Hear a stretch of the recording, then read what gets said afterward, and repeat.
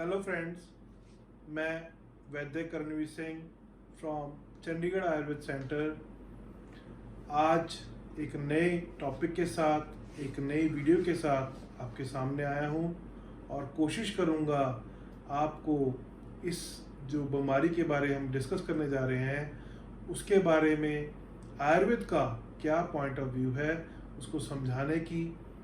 तो आज की जो बीमारी है उसका नाम है अस्थमा। अस्थमा बहुत सारे पेशेंट्स को जो एक सांस लेने की दिक्कत है उससे जुड़ी हुई एक बीमारी है और हमारे पास बहुत सारे क्वेरीज या हमारे फेसबुक पे मैसेज इनबॉक्स पे आते हैं कि मुझे अस्थमा 10 साल से है, 20 साल से है। बल्कि मैं कहना चाहूँगा अस्थमा एक ऐसी बीमारी है जो बच्चों में भी बहुत ज़्यादा पाई जाती है। अस्थमा है क्या?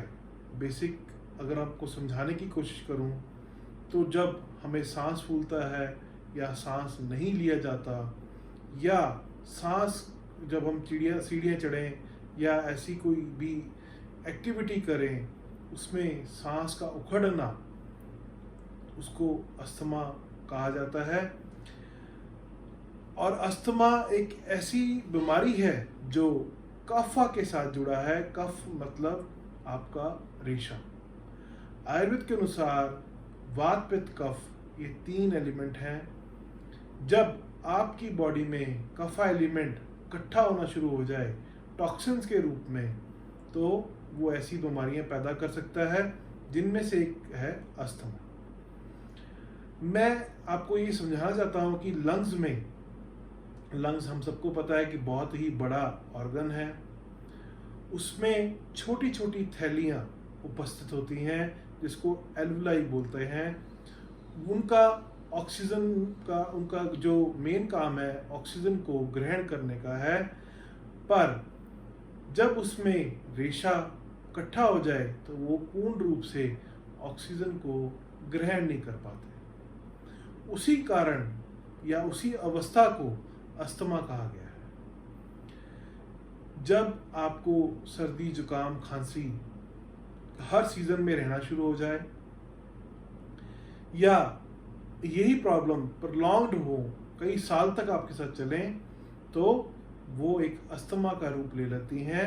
और अस्थमा में अगर मैं बात करूं अन्यपैथी में कोई इसका इलाज नहीं है सिवाय आपको स्टीरॉइड्स के या पफ लेने पड़ते हैं जो कि टेम्पररी आपको रिलीफ देते हैं।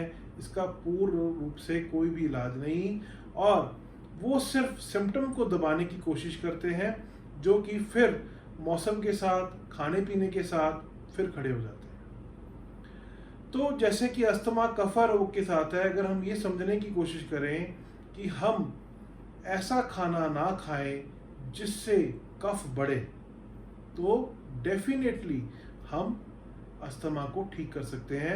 कफ बढ़ाने वाले कौन से पदार्थ हैं जैसे गोभी, भिंडी, अरबी, बैंगन, दूध, इन चीज़ों का सेवन दिन में करें, रात को ना करें तो आप अस्थमा जिसको भी है उसको राहत मिलेगी।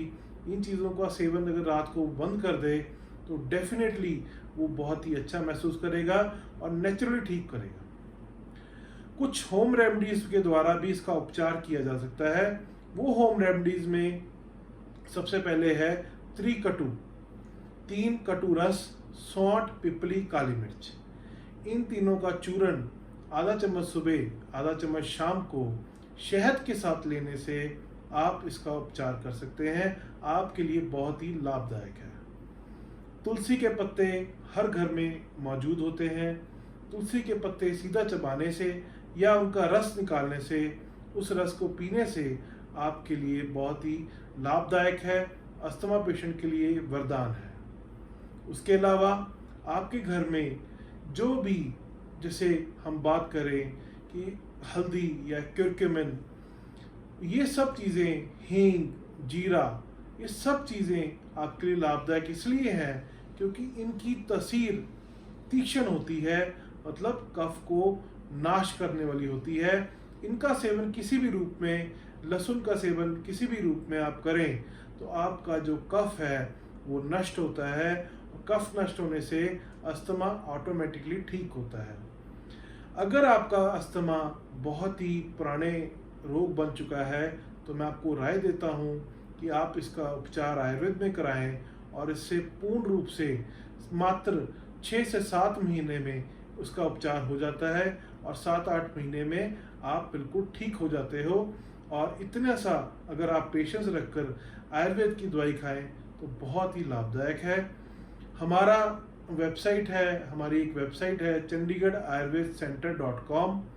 उसमें अस्थमा के लिए स्पेशली एक कॉम्बिनेशन है जो आप देख सकते हैं, जिसमें अणु तेल, सीतोपलादी चूर्ण, तालीसादी ऐसी चीज़ों का कॉम्बिनेशन है जो आप अस्थमा के पेशेंट्स हैं उसमें बहुत ही लाभदायक है।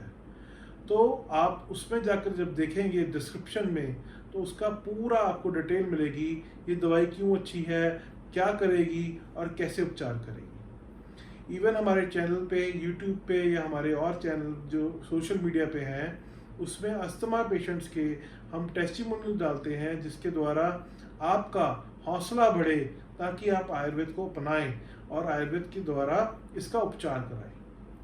तो मैं आपको समझाने की जैसे कोशिश कर रहा हूँ कि अस्थमा कोई ऐसी बीमारी नहीं कि जिसके लिए सारी उम्र आपको दवाई खानी पड़े, केवल कुछ महीनों में आप इसको ठीक कर सकते हैं। मात्र सिर्फ आयुर्वेद में इसका जो इलाज है बहुत ही पूर्ण है और बहुत ही लाभदायक है। तो मैं आशा करता हूँ, मैं उम्मीद करता हूँ कि आपको ये वीडियो अच्छी लगी हो। अगर आपको अच्छी लगी प्लीज़ हमारे इस चैनल को सब्सक्राइब करें, शेयर करें इस वीडियो को ताकि लोगों तक पहुँचे हमारी आवाज़ और लोगों का भला हो सके। आप सबको पता है कि आयुर्वेद एक ऐसी पैथी है जिसमें आयु का पूर्ण ज्ञान या पूरा ज्ञान है, तो आयुर्वेद को जरूर अपनाएं, उसके द्वारा अपनी सारी समस्याओं का समाधान पाएं और कुदरती रूप से अपने जीवन को स्वस्थ बनाएं।